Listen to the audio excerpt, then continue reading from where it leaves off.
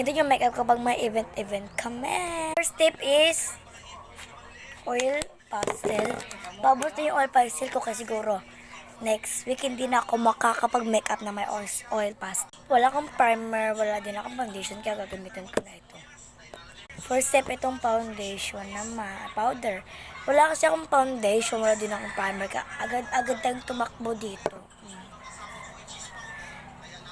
Tapos ito na namang powder magic. Sabi nila, pag ginawa mo doon ito, pag blend, maganda daw yung hulma ng face. Kaya naman, ito na ikaw, wala rin face ko. Baka lang mag-iwan na sa amin.